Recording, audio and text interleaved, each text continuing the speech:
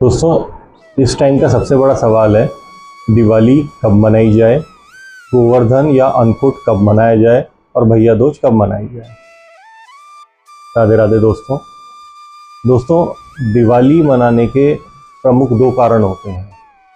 सतयुग के हिसाब से चलें तो सतयुग में माँ लक्ष्मी समुद्र मंथन में निकली थी। जब वो समुद्र मंथन में प्रकट हुई थी तो उस दिन कार्तिक मास की अमावस्या का रात थी, जिस टाइम पे माँ लक्ष्मी प्रकट हुई। तो आप ध्यान से सुनिएगा, कार्तिक मास की अमावस्या की रात थी, दिन नहीं था। इसी वजह से हमेशा कहा जाता है कि अमावस्या की रात, दिन नहीं बोलते उसको।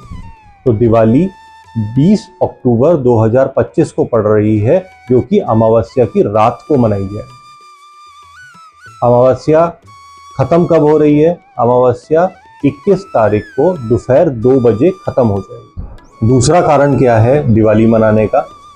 त्रेता युग में जब श्री राम लक्ष्मण जी सीता माता के साथ अयोध्या वापस आए थे रावण का वध करने के बाद, तो पूरे अयोध्या वासियों ने अयोध्या को दीपों से सजा दिया था।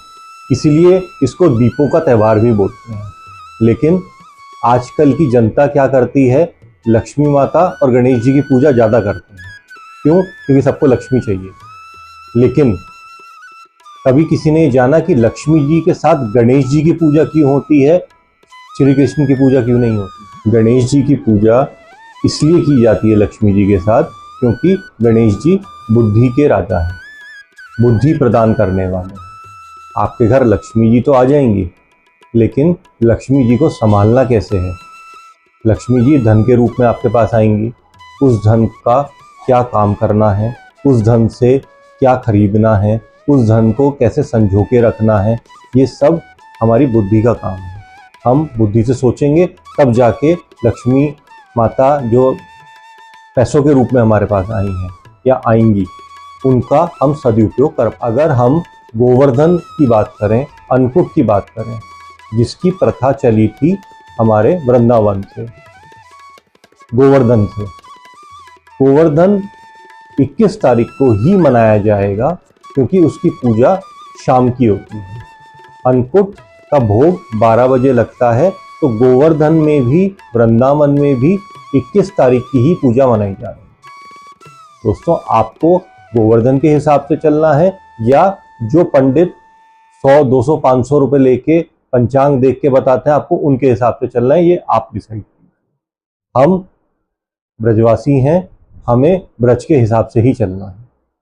तो हम लोग 21 तारीख को गोवर्धन की पूजा भी होगी, अन्नकूट भी होगा। एक दिन बीच में विश्राम है, उसके बाद 23 तारीख को भैया दूज मनाई जाएगी।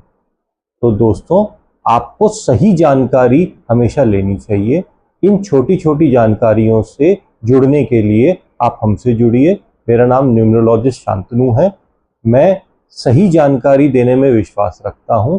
अगर आपको ये वीडियो पसंद आई हो, अगर ये जानकारी आपको सही लगी हो, तो आप मेरे चैनल को फॉलो करें, सब्सक्राइब करें और आगे शेयर करें, जिससे कि ये जानकारी आगे भी लोगों तक जाए। राधे राधे।